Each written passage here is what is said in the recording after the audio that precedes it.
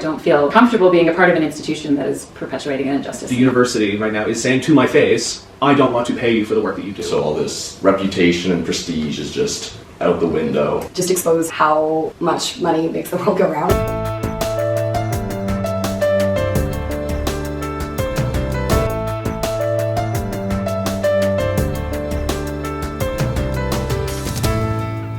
My name is Kyla Tianhara, and I'm an associate professor in the School of Environmental Studies, and also I'm jointly appointed in the Department of Global Development Studies, and I'm a Canada Research Chair in Economy and Environment. I'm Egan Torme. I'm graduating in 2025 with a kinesiology degree. My name's Jesse Goche. I'm a fifth-year PhD candidate in the Department of English, Literature, and Creative Writing. Hi, I'm Sarah, and I'm an undergrad student in Psych and Trauma. So I have this course, it's a graduate level course, and it's called Climate Justice. It's actually the first year I'm teaching it. You know, it's already kind of a challenging course globally every time that there's a big natural disaster and things like that. You know, it really starts to hit home. But then when you layer on top of that the kind of injustices that these students feel are occurring within the university, it makes it even more challenging. I don't feel comfortable being a part of an institution that is perpetuating an injustice and not standing up and saying something about it. I'm still also constrained about how much I can do. It's pretty upsetting just to see the historic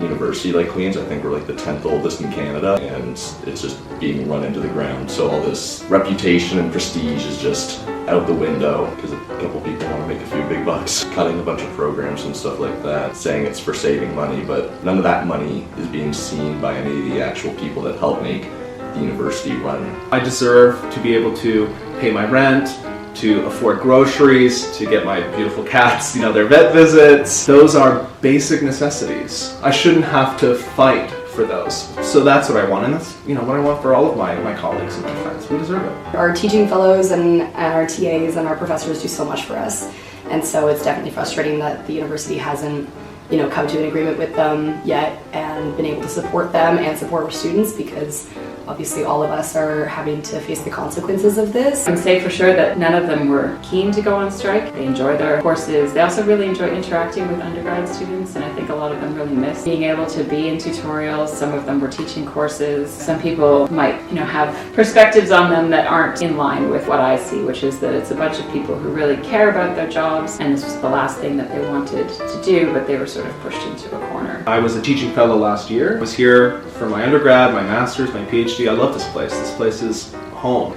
And the university right now is saying to my face, I don't want to pay you for the work that you do. I won't pay you for the work that you do. How am I supposed to feel about that? I was teaching about radical politics and sexuality and gender, so that was really cathartic, almost. When I'm not in the classroom, I'm looking at my paychecks and fretting over how I'm going to pay my bills. They paid me $8,000 to run a course, and they charged me $7,000 for tuition. Saying it out loud, I can't believe it's true. This has opened my eyes and many people's eyes to the structure that we're all working within. I feel like coming into university, I had the impression that everybody was so passionate about learning, and that was really the primary goal, and this has really just exposed how much money makes the world go round and how much university is really based in a corporate kind of setting.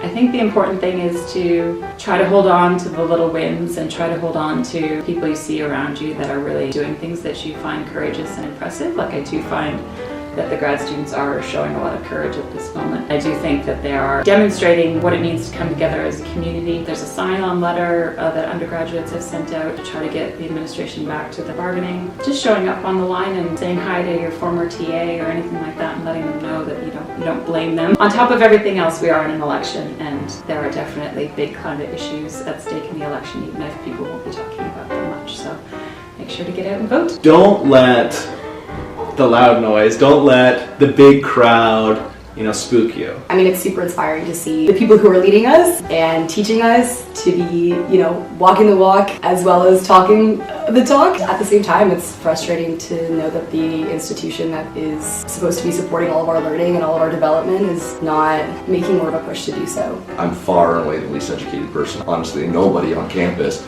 but a lot of nobodies can do a lot of work on the campus. The provost and principal don't want to hear from the same voices that they've heard for the last 20 years. People that are new to Queen's. All those nobodies will create a much louder voice and really, I think, affect the change that we want to see for Queen's. It's affecting your education, it's affecting Queen's future as a university. Fight for it.